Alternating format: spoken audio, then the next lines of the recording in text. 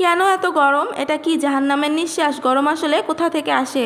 নবীজি সাল্লাল্লাহু আলাইহি সাল্লাম এ বিষয়ে কি বলেছেন? মহান আল্লাহ জাহান্নামকে দুটি নিঃশ্বাস ফেলার অনুমতি দেন। একটি নিঃশ্বাস শীতকাল, আরেকটি হচ্ছে গ্রীষ্মকাল। হযরত আবু হুরায়রা রাদিয়াল্লাহু আনহু থেকে বর্ণিত, রাসূলুল্লাহ সাল্লাল্লাহু আলাইহি সাল্লাম বলেন, জাহান্নাম রবের কাছে অভিযোগ করে বলে, হে আমার রব, আমার এক অংশ অন্য অংশকে খেয়ে ফেলছে। মহান আল্লাহ তখন তাকে দুটি নিঃশ্বাস ফেলার অনুমতি দেন। একটি নিঃশ্বাস শীতকাল, আরেকটি হচ্ছে গ্রীষ্মকাল। শীত ও গ্রীষ্মের ব্যাপারে হাদিসের ব্যাখ্যা হলো, শীত ও গ্রীষ্মের তীব্রতা আসে জাহান্নামের নিঃশ্বাস থেকেই। এ কারণেই আমরা শীত ও গ্রীষ্মের তীব্রতা পেয়ে থাকি। আসসালামু আলাইকুম, কেমন আছেন আপনারা সবাই?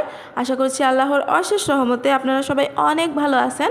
আর এই তো চলে আসলাম আরেকটি নতুন ব্লগ ভিডিও নিয়ে। আশা করছি আমার আজকের ব্লগ ভিডিওটি আপনাদের ভালো লাগবে। তো এই তো সকাল সকাল গাছগুলোর কাছে চলে এসেছি। মাশাআল্লাহ, আমার ফুল গাছগুলো অনেক সুন্দর হয়েছে আর অনেক ফুল হয়েছে।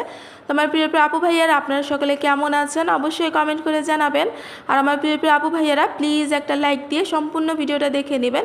আর এই যে একটা ফুলের কিন্তু ঘাটটা ভেঙে গিয়েছে, এটা কিন্তু ভাঙাই ছিল। আমি প্রথমে সোজা করে দিয়েছিলাম, পরে কিন্তু ও আস্তে আস্তেই নুয়ে পড়েছে।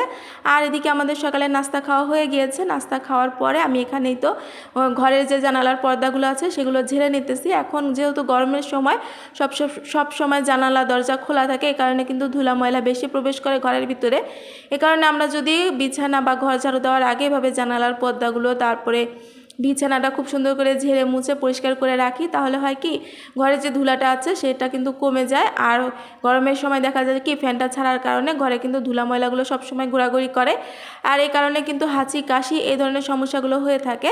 তো আপনারা যখন ঘর ঝাড়ু দিবেন বা বিছানা পরিষ্কার করবেন, এভাবে ঘরে যে জানালার পর্দাগুলো আছে বা যেসব জায়গায় ধুলা ময়লা থাকে এইসব জায়গাগুলো পরিষ্কার করে নেন, তাহলে কিন্তু এই হাঁচি কাশি বা সর্দি এই ধরনের সমস্যাগুলো কিন্তু কম হবে। তো এই তো আমি বিছানাটা খুব সুন্দর করে ঝেড়ে পরিষ্কার করে বিছানার চাদরটাও বিছিয়ে নেব।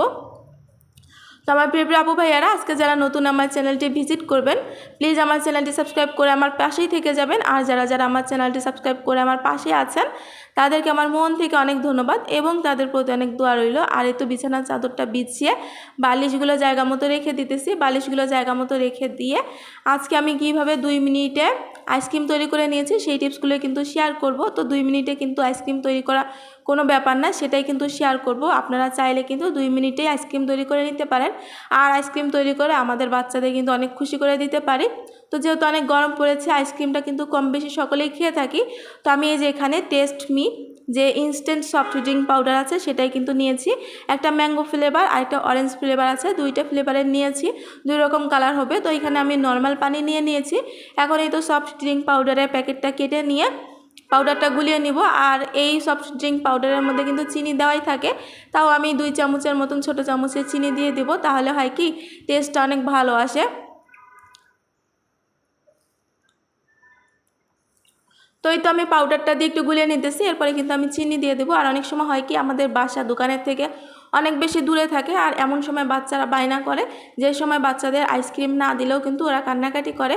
তো আমরা যদি মায়েরা একটু বুদ্ধি খাটিয়ে এরকম আইসক্রিম তৈরি করে ফ্রিজে রেখে দেই, তাহলে যখন আমাদের বাচ্চারা কান্নাকাটি করবে তখন কিন্তু আইসক্রিমটা দিয়ে দিতে পারি। আর আইসক্রিম পছন্দ করে না এমন কোনো বাচ্চা নাই।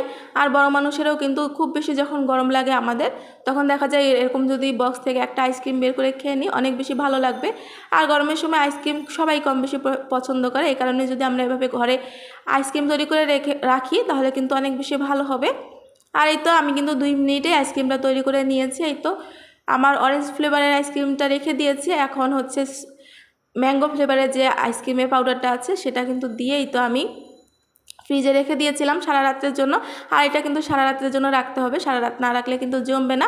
আর এই যে সারা রাত রেখে আমি একটা বড় পাতিলে বসিয়ে রেখেছিলাম, 2 থেকে 3 মিনিটের মতন বসিয়ে না রাখলে এটা কিন্তু আইসক্রিমটা ভালো করে খুলে আসবে না, আইসক্রিমটা তখন ভালো হবে না। তো পানির পাতিলে কিন্তু বসিয়ে রাখতে হবে। পানির পাতিলে বসিয়েই তো খুব সুন্দরভাবে আমি আইসক্রিমগুলো খুলে নিয়েছি। আর কতটা সুন্দর হয়েছে, 2 রকম কালার এসেছে, মাশাআল্লাহ, খেতেও কিন্তু অনেক মজা হয়েছিল।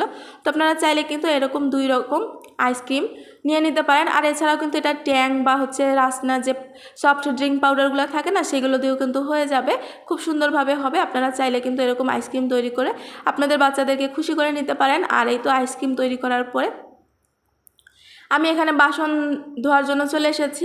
আর হচ্ছে বাসন ধুয়ে দুপুরে যে রান্নাবান্নাগুলো আছে সেগুলো কিন্তু শেয়ার করব। তো আর আইসক্রিমটা কিন্তু আমি রাতে তৈরি করে রেখেছিলাম, রাতে তৈরি না করলে কিন্তু এটা সকালে খুলে আসবে না। তো আইসক্রিমটা আপনারা চাইলে কিন্তু রাতেই তৈরি করে নিতে পারেন, আর দিনে তৈরি করলে দিনে সারাদিন রাখতে হবে, সকালে তৈরি করলে সারাদিন রাখার পরে কিন্তু আইসক্রিমটা খুলতে পারবেন। আর এই তো বাসনগুলো আমার ধোয়া হয়ে গিয়েছে, এখানে দুপুরে রান্না বান্না চলে এসেছি। এখানে কড়াইতে রান্নার তেল দিয়ে কিছুটা পেঁয়াজ আর কাঁচামরিচ ভেজে নিতেছি। পেঁয়াজ আর কাঁচামরিচ ভেজে আমি এখানে একটু পানি দিয়ে দিব। পানি দেওয়ার পরে স্বাদ অনুযায়ী লবণ, হলুদের গুঁড়া, মরিচের গুঁড়া দিয়ে মশলাটা ভালো করে কষিয়ে নিব। আর মশলাটা ভালো করে কষিয়ে নেওয়ার পরে কী রান্না করি সেটাও কিন্তু শেয়ার করব। আর এই যে আমি মশলাটা ভালো করে কষিয়ে নিচ্ছি, আর মশলাটা কিন্তু ভালো করে কষানো হয়েও গিয়েছে। এখানে আমি করলা আর আলু ভাজি করে নিতেছি।